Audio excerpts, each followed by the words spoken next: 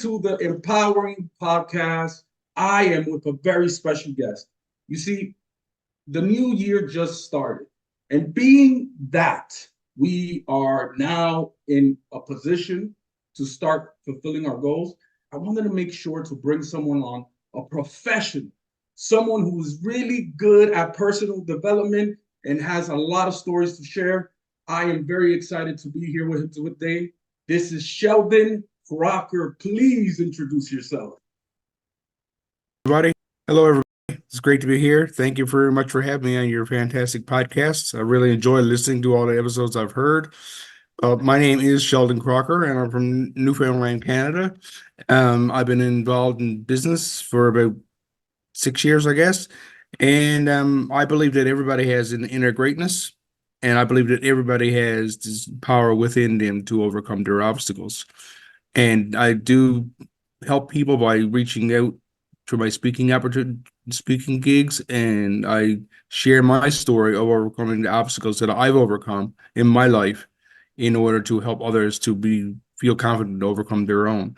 I also have a few books that I have published, which other people have told me has been very beneficial to them and has been very helpful. Recently, I've gotten into coaching, one-on-one coaching.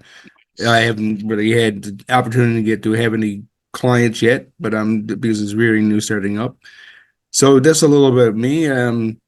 I believe that other people can benefit from what I do because I know that it's benefited me. Nice. Well, okay, so speaking. Let's talk about that for a bit because I'm a speaker as well. I love doing it. It's a passion. When did you start, and what got you into the speaking industry? Well, I done my first ever professional paid speaking gig about 6 years ago. I was after coming from a very trial. No, I was after coming from a very troublesome childhood. Try saying troublesome in childhood, you get childhood. So I came from a very troubled childhood of abuse and addictions, and two people who probably should not have been parents, being my parents, and being the only person in the small town where I'm from, with a physical disability, being told that I would never amount to anything, being told that, oh, you'll never be anything besides a disabled welfare bum, by your own father. It wasn't a good upbringing at all, and my mother used to take her frustrations out on me physically. So I always felt like I had a voice, but I didn't feel like I had a voice. I had a voice, but I wasn't allowed to. No matter what I did or no matter what I said, it didn't matter. Nobody paid any attention to me. So like you had something in you. You knew you had that voice, but you wasn't allowed to express that or allowed to. Wow, I got to tell you, Sheldon, that's a lot. That is a lot of adversity, a lot of barriers you faced. And for anyone listening, it would be cool for them to have an insight on how you came out of that, because now you have turned that pain into a purpose of helping people. So what was the aha moment that got you into this, or got you to say, this happened to me, but I'm going to help other people not to go through this? Right. Well, I went through many years of addiction myself, drinking, drugs, and I just lived on the streets, I slept on the street, park benches. But I was supposed to be going to an addiction treatment center one time. It was a 4-week living program and I was going to cancel. I was after canceling months before. It's in on the taxi showed up to my door to bring me to the place, and I said, "Yeah, I'm not going to go." And so I didn't go, and I went back to drinking and drugs again for another few months. And I woke up one morning, and I was about to. The taxi showed up. I was going to cancel again, but as a bright flashing light shined through my apartment window, and there was no windows. It shined through my apartment, but there was no windows. So and I was living in a basement apartment, so I don't know where the light came from. No windows. There was no windows, but there was a bright flashing light in my room. And also the song by the Beatles, Let It Be. I No don't know if you're way. familiar with the Beatles, that Let It Yes, Be. of course. Wherever there will be an answer, it would. Mhm. I still say today, over 26 years later, that my stereo wasn't even plugged in, and that song came out. No. That song came on radio. So this was a divine situation. Yeah, What's your belief when it comes to that? If you don't mind sharing, what's yeah. I believe that there's some. I believe that there's something somewhere. I believe in. I'm more of a spiritual than actually totally religious. So, yeah, I do because believe that there's something somewhere. definitely, Yeah. I'm with you. There has to be. These things are Yeah. too beautiful, too, you know, too Right. too great to not be. You know what I mean? It's Hmm. just so addiction. I Yeah. would like to touch upon that because I also went through an addiction phase, and that's really hard to fight. That is a fight that it can't be. It's hard to explain. So when you got out of addiction, you said you had that spiritual moment, right, where that light came through, that Hmm. song was playing. After that, that's when you decided, I'm gone. I'm going. I'm gonna do Yeah. it. Yeah. I called up my counselor, my addiction counselor at the time, Mm. and I said, "Yeah, can you rebook that appointment for me? Nice. I think I really know it's time for me to go. I got to go to do this course. I got to go do this treatment." And I haven't looked back since. This over 20 years ago, and I haven't had no relapses or nothing. So but yeah, so I knew it was time for me to go to do 20 this. years? It's been 20 years clean? Well, it's So 26 years. Yeah, woo! Go Sheldon. Oh, I'm thanks, so proud of you, man. thanks. That within itself is beautiful. 20 A- years clean and sober, that's huge. So Actually, sorry, it was I quit on New Year's Eve. oh, that's why you when we were speaking, when we were Yeah, organizing ourselves, you told me that New Year's is very important for you. The yeah, also that's one of the yeah. reasons. Because when everybody else is out celebrating with alcohol the New Year, I'm celebrating sobriety. And how does it feel? A new me. So And how does it feel now, like compared to those times? What do you think has been the biggest benefit of staying clean for anybody listening yeah. that's thinking about taking that step? Well, back then, I thought that the world owed me a favor. I thought the world owed me a favor because where I was born with a physical disability, and because the alcohol had my brain very cloudy and very Mm. foggy. I thought that the world owed me a favor, and I come to realize many years later when I quit drinking that actually it was reversed. I owed the world a favor. I owed the wor- I Oh, owed the world a favor by sharing my story and helping other people recognize that they can do it as well. If I can, so can you. wow, that is really powerful. That mindset shift you had of I owe the world. Okay, that's beautiful. I love it, love it, love it. So what is your coaching going to look like? Because you just started that business, right? That is one business that you're starting to get into. Yeah. What is your idea on that? Who is your audience, or who is it that you want to help? What type of individuals? Well, Crocker's transformative thinking is what I call it. And I help people to transform their thinking. Instead of saying, "Oh, I can't do something," understand that, okay, you might not be able to do it this certain way, but there's always a way to do it. Like I'm Right. not physically able to raise my arms above my chest. So I'm not really able to climb a mountain, the mountain of obstacles, but I can actually walk around the mountain, or I can even go to a store and buy a shovel or dynamite and blow a hole through the mountain, you No, know? don't buy the dynamite show. Don't buy the dynamite. Right? Yeah. So I mean, there's always a way to think about it. You might say, "Oh, I can't do something," but yeah, you can. Just not do it the same way that everybody else can. So So that's you're helping people. You're helping them gain that mindset to start that transformation. yes, I'm Uh, all about resilience. Mostly I help people with physical disabilities. yeah. Because I know so many people, especially here where I'm living, with physical disabilities, saying, "Oh, they can't do nothing. They can't do," they're still living at home with their parents when they're like 40 out because They say they can't. I mean, I'm not physically able to do that much myself, but I managed to get out and do things. You're proving So, it. so I have a 6-week employment empowerment course, but then I do the in engaging keynote speeches. But mostly that's how I help others is by helping them reframe their thinking and to transform their thinking and help them recognize that they do have an inner globe, and I'm just like the candle to light the flame. Nice. You know? Love that. You're on fire, Sheldon. So, if you don't mind me asking, and what is your disability? If you don't mind. Yeah, well, I don't. I'm open for everything. Mhm. But the name of my disability, it's called. You probably never heard of it before, but it's called arthrogryposis. No, I've never heard of it. Well, when I was born, I'm not going to say I don't want to date myself how old I am. But when I was born, the doctors told my parents there was only 3 people in all of North America that had it. Really? Yeah. So you were Doesn't I don't born, know. I don't know how accurate that was, but but it wasn't. Not a lot of people had it. no. So I was actually born. When people say they have no bicep muscles, it just means that they're not pumped up or whatever.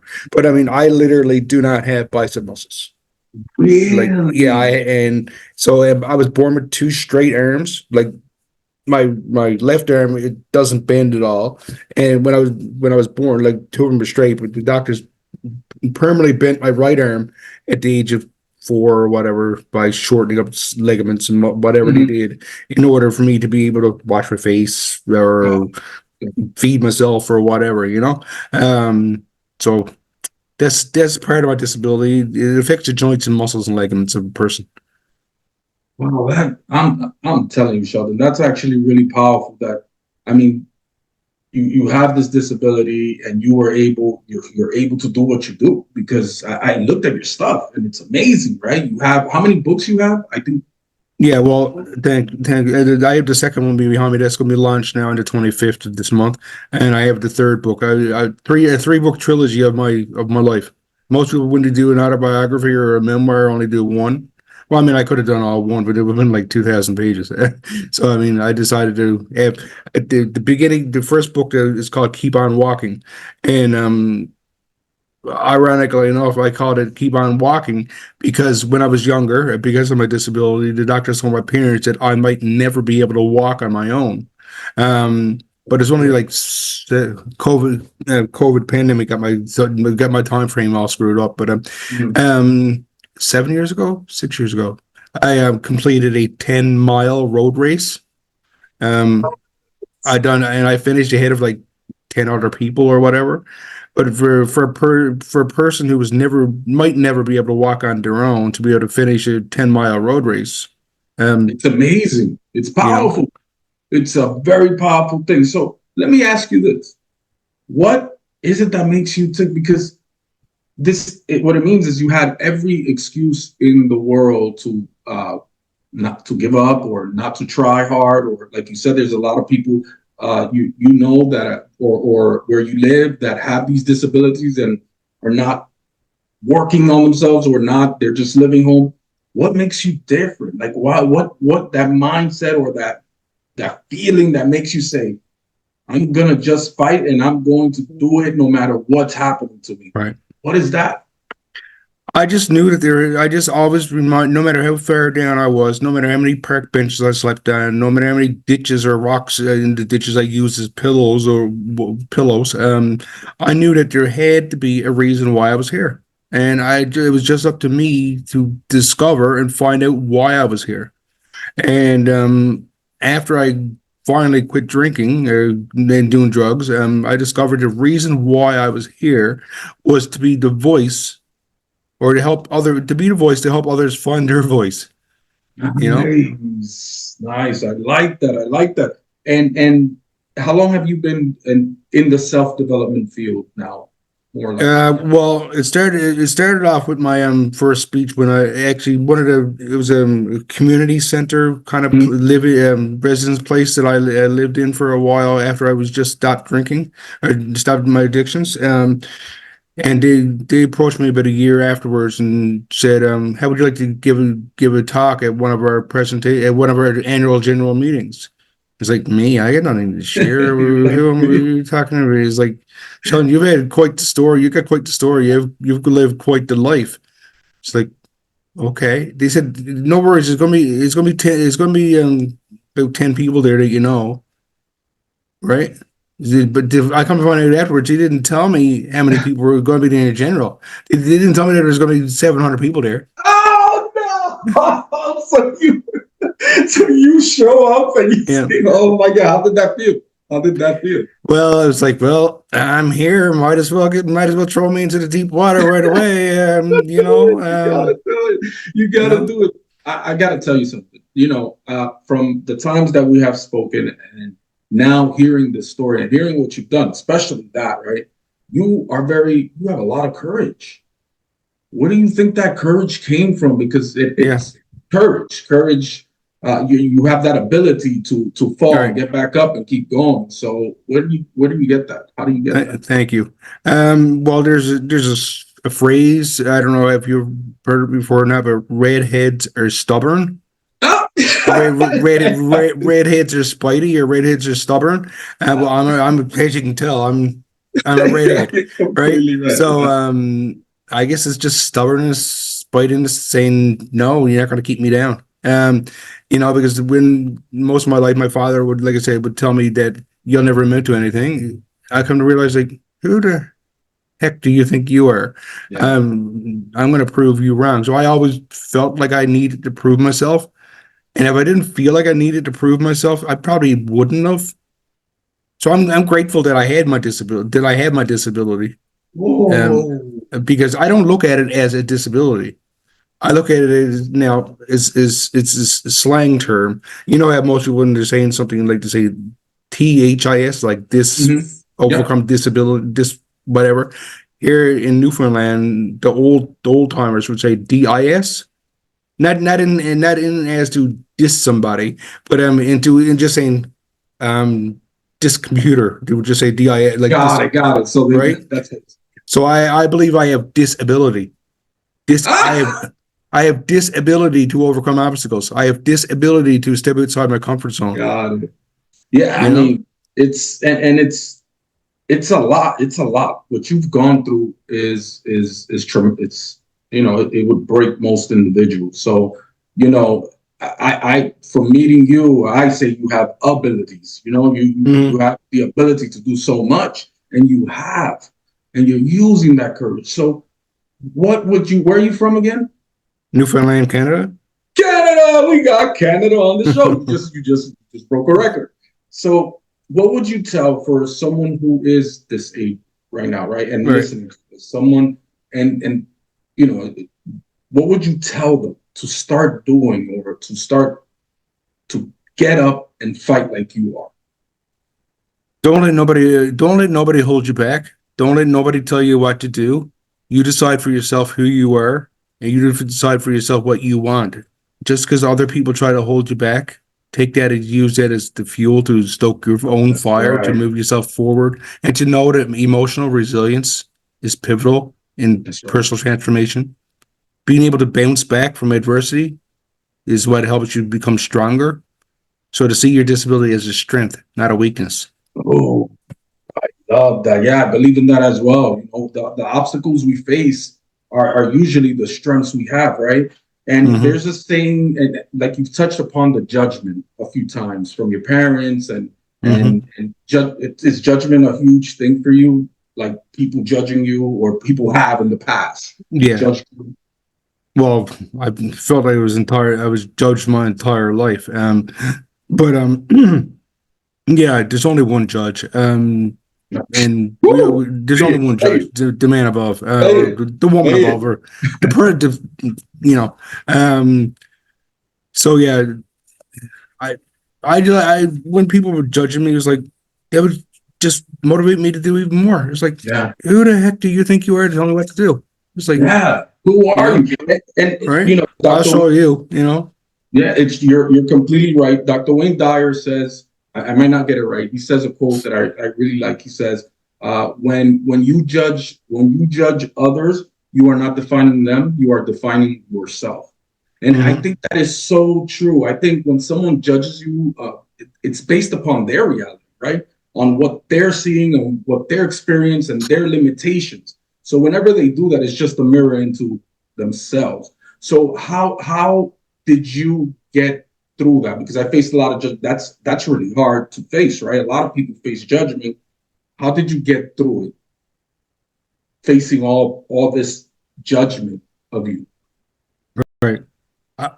Well, I buried it for many years inside of the bottle. But when I finally found this organization here in the town where I live, the city where I live. I don't want to plug no names or nothing. So, but there's an organization here in the city where I live who were very helpful because I left one town where I was drinking my life to, where I was drinking my life away, where I was just supposed to say dead. I was in a coma a few times. I was like, after the doctor said if I had one more beer, I would. One night I actually passed out in the club after drinking 35 beer. The doctor said if I had drank one more beer, I would have died. I was actually walking towards the bar from the chair, but I passed out on the dance floor, and they had to bring the ambulance in to get me. But so because so it shows how much you were struggling. You know what I mean? How yeah, you were in that place.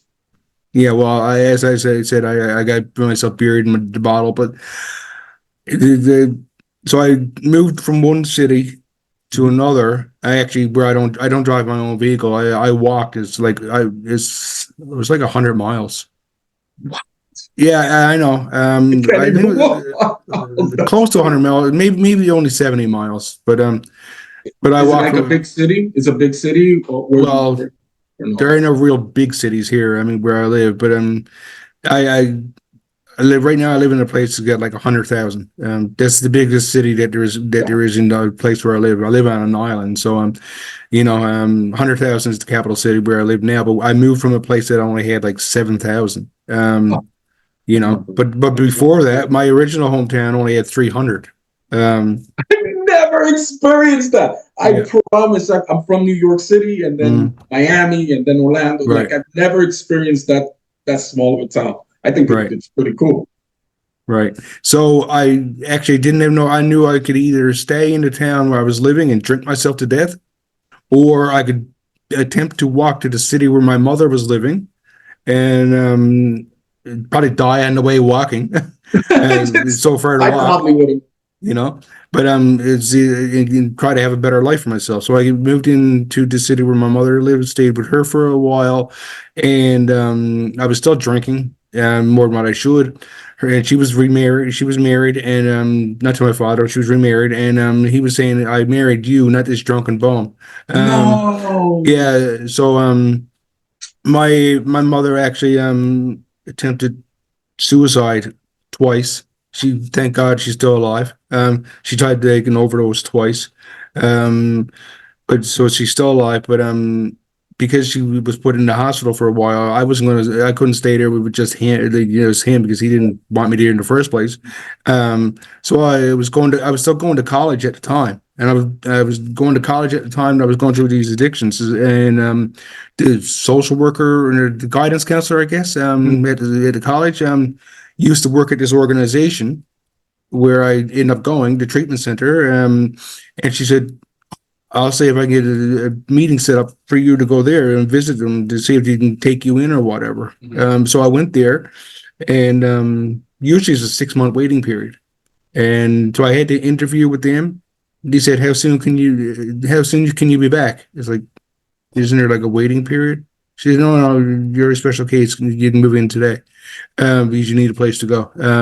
So I went back there to have dinner, and I stayed there for 4 months, the program, and from then on, I had their support. Even all these years later, I don't talk to them so much as I used to because I don't really need their support that much anymore. But I know that if I need something, they are there. So support Yeah, was one of the weapons you used to fight yeah, the judgment and of course addiction. How yeah. much of the addiction do you think it was because of all the things you went through, and that's Well, why the addiction started?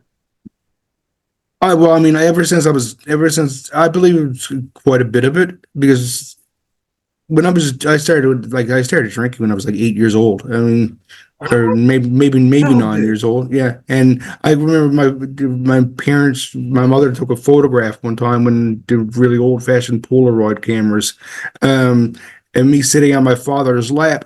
With him, I was maybe 4 years old, and he had one of those short neck stubby beer bottles. Mhm. I don't know what kind of beer bottles they have in the States, but you got a long neck anyway. And with him with the beer bottle up to my mouth when I was like 4 or 5 years old. So that's I'm saying my addiction started. Because I see my father drinking all the time and Yeah, it drunk was all the normalized. time. It was what I grew up around. Is what I thought was the normal thing to do. Um, so yeah, but after I became an adult, I mean, yes, I know the addiction was already started, but nobody forced me to keep drinking after I was an adult. But the Yeah, addiction was already formed. I mean, You come on, that's it's understandable because I mean, it's the people that are taking care of you or supposedly taking know. care of you, or the people you're supposed to be looking up, they normalize it for you. Right. And then once you're in it, like I said, I battle addiction. Once it's not you're addicted. It's not it's Right. little of choice. Yeah. It's hard. So, wow, I want to tell you something. I apologize for what happened to you, Oh, thanks. Dalton, because I don't know. I don't think that's fair. You were already, I have kids, and I love my kids, so I Hmm. can't imagine like having my children. They're already they were born with this ability, right? Hmm. That makes it's going to make it not that it's impossible, like you've shown, but it's going to make things a little bit harder, right? To Right. get adjusted, and now you're totally teaching them the wrong things. Not only that, you're not supporting them. You're judging them. I mean, I'm sorry. I would. I wish I could have done something to help you back then because that shouldn't have happened to you. You could tell you're a good guy. I know you're a good guy because you're in the personal development field. Hmm. That's all about serving, right? Right. Right. So I'm sorry that happened to you, Thank you. but Thank you. it's like you said, that's maybe so that's where that comes from, huh? Yeah. The empowering of people. That's why you do it, right? Right. I mean, as for myself, I mean, I was my own. I felt like I was my own mother's parent ever since I was 5 years old. I mean, I don't know of any other kids that were 5 years old and telling their mother, "Mom, you should leave Dad because he's bad to you." Um, so being 5 years old and being my mother's parent, it taught me to be independent and taught me to be determined in what I'm doing at a young age. So even though those things happened to me, I think it was more like they happened for me, um, to be good, to make me the strong person I am today. Because if those things didn't happen when the pandemic first happened, I would have been a lot more stressed out than what I was. I would have been a lot, but it's like I already went through my entire life has been a pandemic. My entire Yeah, life has been, from beginning. So it's like, give me more. It would just give me more of an excuse to stay at home, you know. Man, I gotta tell you, Sheldon, you are very powerful. I mean, there's no other word to explain it. If you want to look up what a powerful person looks like, it's you because Mm, thanks. I love the way you have that mindset you have. Like you keep saying it, and this is that these things you said it happened for you. Yeah. It helped you. You keep seeing the positives in these situations, and I think that's key. How much of that do you use in your coaching and your speaking? Well, that's mostly everything I talk about. There's always a positive in everything, no matter how negative something may be. That incident in itself might be very negative. Like there's nothing at all positive about war. Nothing. There's nothing at all positive about child abuse or Mhm. anything like that. But those incidents themselves are not positive. But it helps you become aware of the things that are positive in this world, or it can help you to see the positive things that's in the world because of these negatives. You Got it. know? So you've seen like the worst of it, so you're able to see better of Yeah. it. That's awesome. And so, how important has mental health been to you? For many years, I went through a depression. Well, whenever I was going through my addictions, I was going through a depression Of course. because and feeling down. Oh, the world owes me a favor. The world owes me a favor. I was born with a disability. Oh me. Oh my. The world is out to get me. It, that's not good for your mental health. And when your mental health is suffering, it causes your physical health to suffer as well. So it's very important because if you're not clearly aware of what you're thinking and what you're feeling, then you're not going to be clearly aware of what's right in front of you sometimes, you know? So, okay, so let's talk about your book.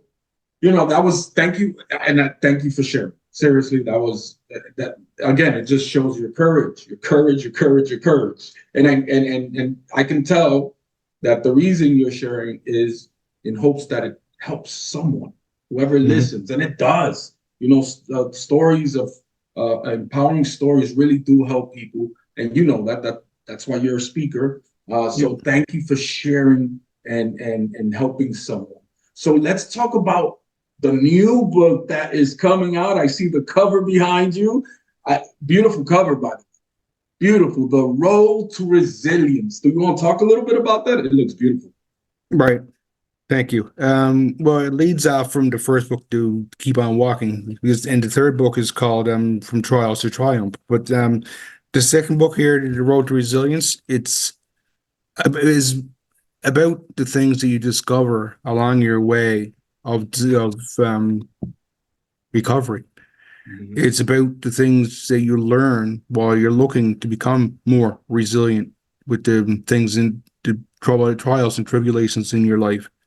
It's because a lot of people believe that, oh, they're not a resilient person or you can't be resilient. They're not stopping to be aware that you can actually develop of resilience, that you can actually grow your resilience and make your resilience stronger. It's not a fact of, oh, you're born with resilience or you're not. It's the fact of it developing. And it develops through your trials and tough times. Got it. Got it. This you become more resilient. The more if you're faced with tough times, like myself, where I was faced with tough times in my childhood, COVID didn't really affect me that much. Even though you do so much work, but still, let's think about this. You went through COVID and got through. A lot of us don't sit down and think, wow, that was a huge situation, and if we're here, that means we up and we won, right? Individually. Right. So, but I can see that. So you're saying that resiliency is not something you're born with. You can learn it. You can. Okay. So what would be like the first? I don't want you to give too much of your book away, but if you could share one tip of building that resilience for someone, what can they start doing? What's the easiest thing they could start doing now to start working on that resilience? Well, the first thing that people can do is to believe that they can. Oh, I like that, Sheldon. I like that. That's the first thing, because if you don't believe you can, you're definitely not going to be able to. Yeah, Mr. Dyer, he said it. He said, if you believe it will work, you will see the opportunities. If you believe it will not, you will see the barriers. Yes, belief is so powerful. It's needed. So believing. So what you're saying, that's where you start. First, start believing in that you could in your abilities.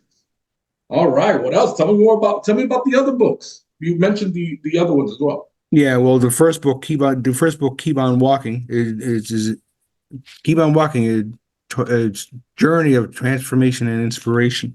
It's got the title because of where the doctor told me I might never be able to walk. And is like anything in life, we have to walk through the manure. We have to go through the. I don't know if we're allowed to curse on this. You could if it's too much up. Don't worry. Okay, yeah. Well, we have to walk through in life, in order to see the pretty flowers on the other side, or to see the good times on the other side. A lot of times we need to go through the bad times in order to get. We need to walk through manure. So keep on walking. There's no point of us coming up with a tough time in life and just stop going forward. Because we're just going to be stuck in the bad times. But if we keep on walking through it and going through it, then we will get to the other side. that light at the end of the tunnel. And yeah, I think Yeah. that's one of the hardest things, right, for people when they're going through the stuff. It's hard for them to understand that there is something else. That it's a moment, right? There, Yes. you can get through it. You just gotta, like you said, keep walking through that manure, right? Right. Just keep walking through it. There is, and you're like the proof that there is, because I think that's what you did, right?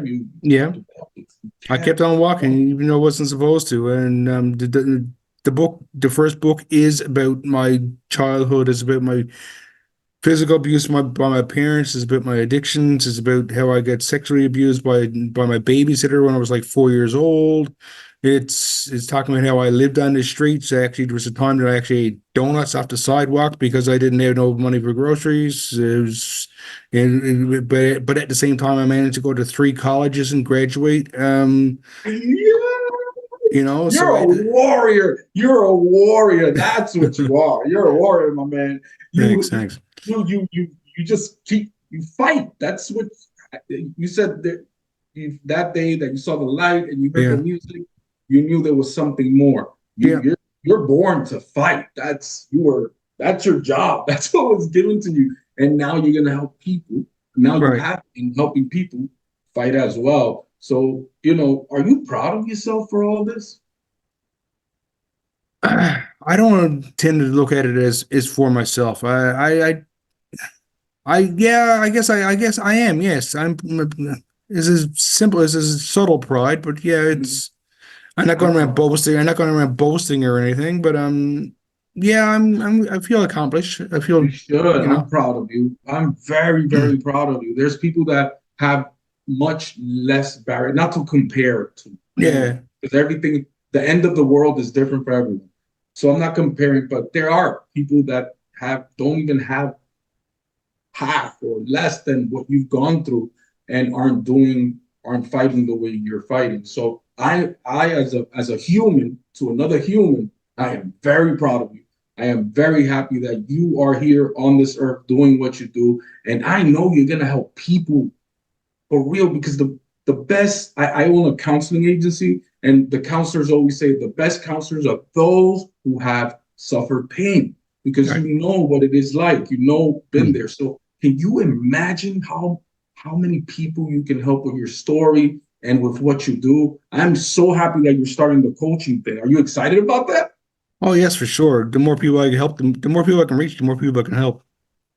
So if I asked you and I think you said it, but I want, so we could get it defined. What is your purpose in life?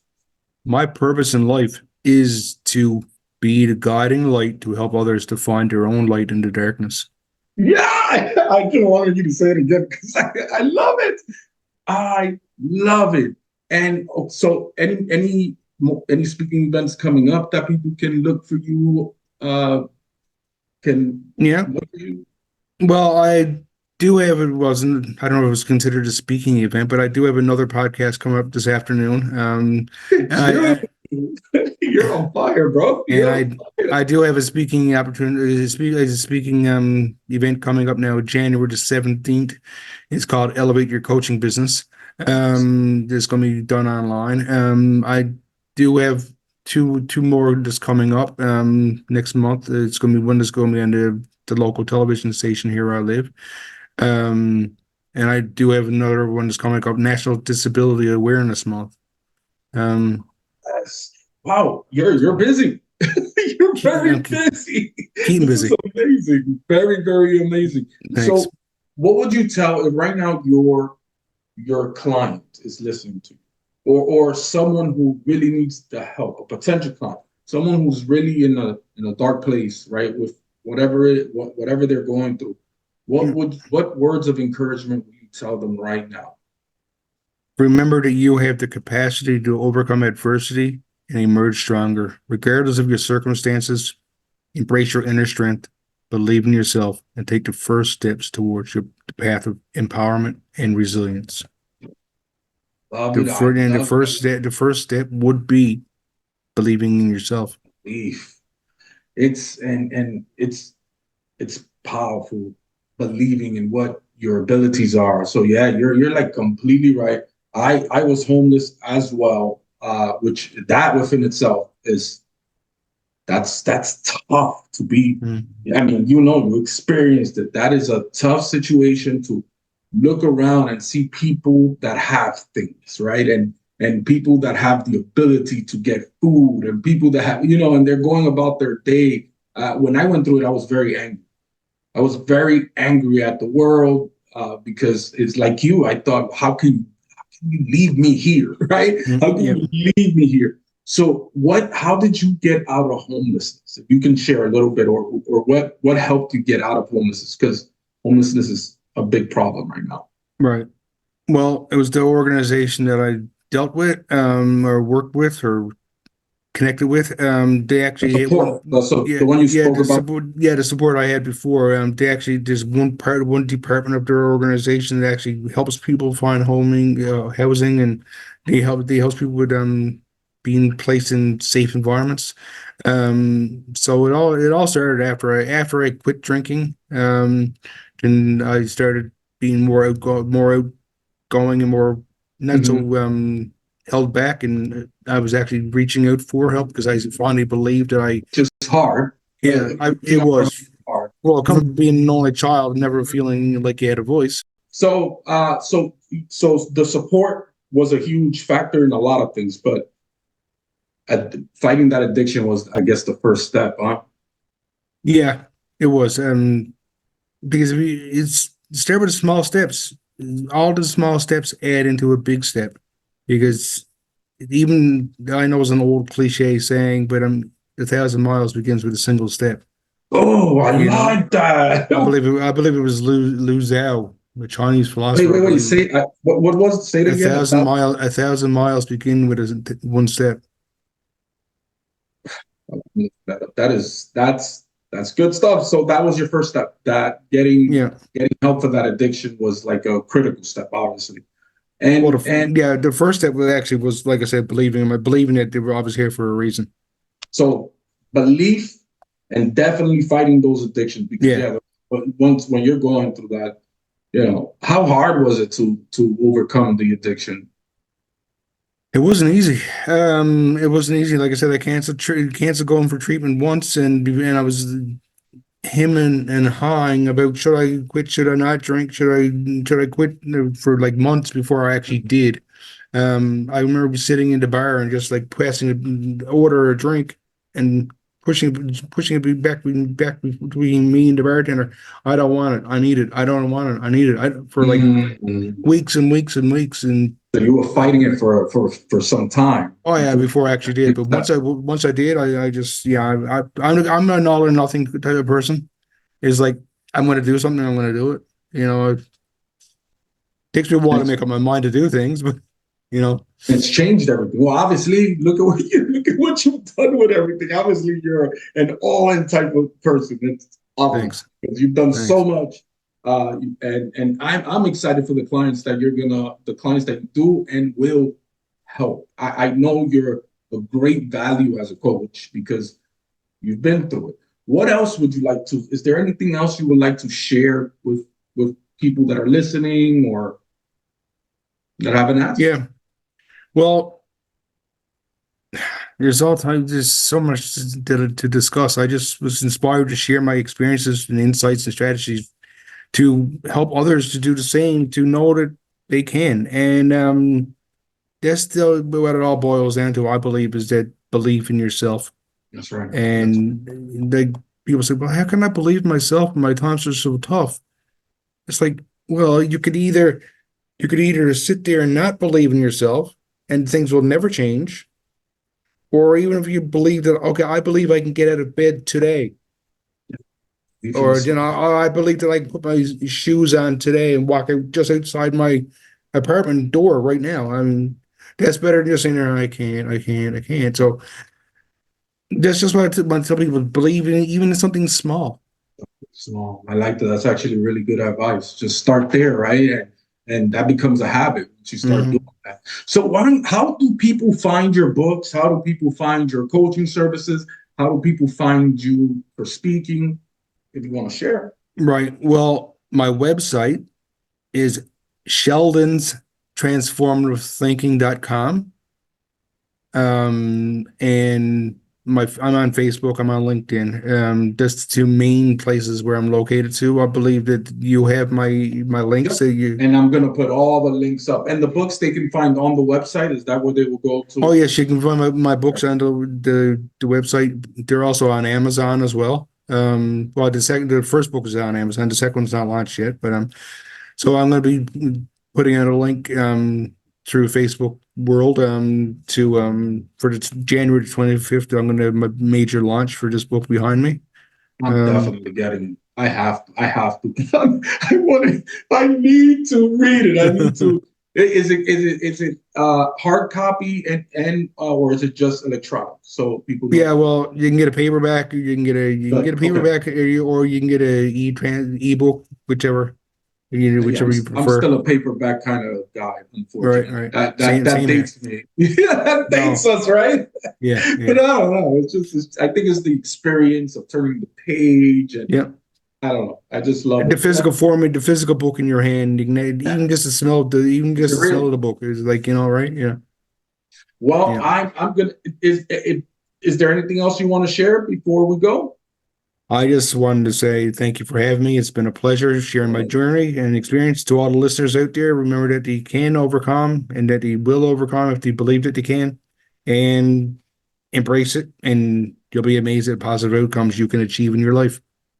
Well, thank you. Thank you for coming. This was an honor to be able to be in the presence of someone that has fought so many battles, young man. And you show the world what is truly possible. You show the world what they can do. Because if you can overcome what you have overcome by simply believing and by fighting, then what can others do? So thank you for being here. Thank you for sharing your story and being vulnerable, because that's difficult within itself. I know it's going to help many people. It helped me today. I am inspired to carry on with my day and do greatness. So thank you so much for coming. It's been a pleasure. Everyone, go get his book, because I know it's going to be amazing. Go give him follows, support, because he is doing amazing things and he is helping change the world. Thank you for joining us. Thank you.